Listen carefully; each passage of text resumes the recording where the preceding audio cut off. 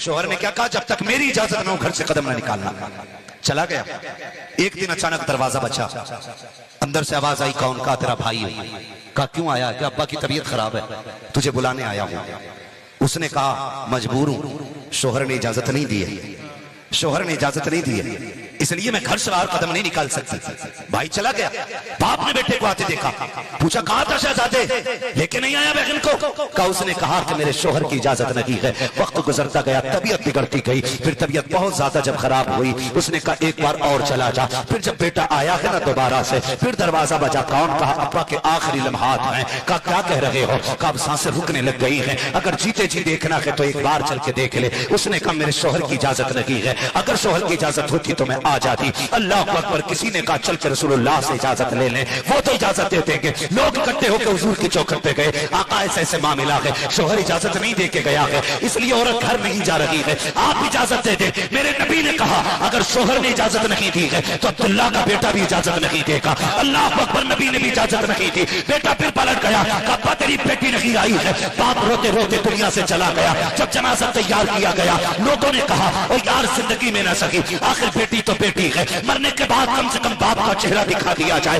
چلو اس کے دروازے پر جنازہ لے کے چلتے ہیں. دروازے کے باہر جنازہ آیا. یہ تھی شریعت کی پابند بیٹی. جب دروازے کے باہر جنازہ رکھا گیا, کہا گیا بیٹی آ جا, تو نہیں آئی ہے, دیکھ باپ تیرے دروازے تک چل کے آ گیا ہے, دیکھ لے آخری دیدار ہے تیرے باپ کا. جب بچی نے اتنا سنا ہے چیخ نکل جاتی ہے, اندر سے آواز آتی ہے اگر یہاں تک نکل پاتی تو میں وہاں تک بھی جا سکتی تھی, مجبوری ہے میں باہر نہیں آ سکتی ہوں. اگر دکھانا ہے تو میرے باپ کا جنازہ اندر لے کے آ جاؤ. اللہ اکبر. کچھ عقلمندوں نے فیصلہ کیا چلو جنازہ اٹھاؤ, بیٹی کو چہرہ دکھا دو. جیسی جنازہ اندر گیا ہے بیٹی نے باپ کا چہرہ کفن سے کھولا, متھے کو بوسہ دیا. اس کے بعد تنگوں میں جا کے سر رکھ کے رونے لگ جاتی ہے اور کہتی ہے میرے پروردگار تو دیکھ رہا ہے یہ میرا باپ ہے, یہ دور کا رشتہ دار نہیں ہے, یہ میرا دور کا تعلق والا نہیں ہے, یہ میرا باپ ہے, اس نے میری پرورش کی ہے. میرے پروردگار میں نے تیرے محبوب کی شریعت کی خاطر اپنے باپ کے حکم کی پرواہ نہیں کی ہے, میرے پروردگار مجھ سے راضی ہو جا. یہ کہتے کہتے